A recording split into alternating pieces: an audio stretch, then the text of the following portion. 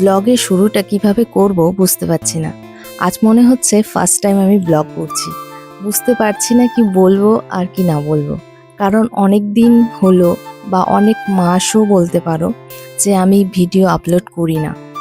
আর এর মধ্যে অনেক আমার শুভাকাঙ্ক্ষীরা রয়েছে যারা আমাকে পছন্দ করো, আমার ভিডিও দেখতে পছন্দ করো। তোমরা পার্সোনালি আমাকে মেসেজ করে বলেছো যে কেন আমি ভিডিও আপলোড করছি না। তো প্রথমেই আমি তোমাদেরকে বলছি যে আমার কিছু পার্সোনাল প্রবলেমের জন্য আমি কিন্তু ভিডিও এতদিন আপলোড করতে পারিনি।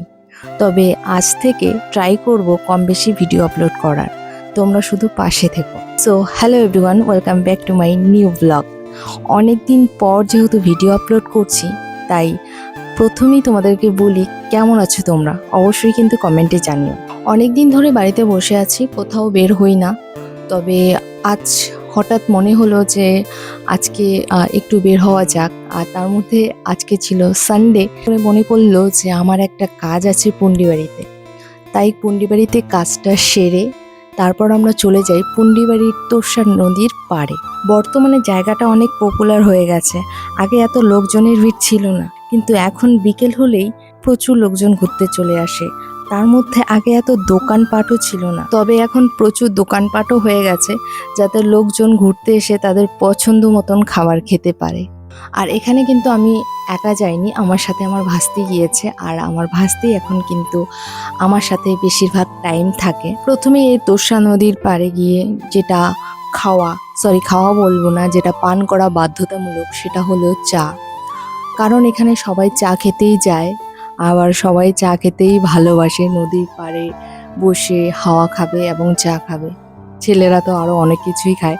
যাই হোক, আর আমি চা খেতে ভালোবাসি, তাই গিয়ে আমি চা খেয়েছি। তোমরা প্রথমের ক্লিপেই দেখেছো। আর আমার ভাস্তি যেহেতু খায় না, আমার ভাস্তি চা খেতে ভালোবাসে না, তাই ও হা করে দাঁড়িয়েছিল। এরপর আমরা ব্রিজের নিচ দিয়ে নেমে, আমার ভাস্তি এই রাস্তায় আমাকে নিয়ে আসছে, ও এর আগে গিয়েছিল। তো আমরা এখানে ট্রেনের একটা ব্রিজ দেখতে পাই, তো সেখানে আমরা চলে আসলাম, দেখতে পাচ্ছ। আর এই ব্রিজটার এদিকে এসে দেখি কিছু লোকাল ছেলে, একটা ছেলে আর একটা মেয়েকে নিয়ে ঝগড়া লেগে গেছে।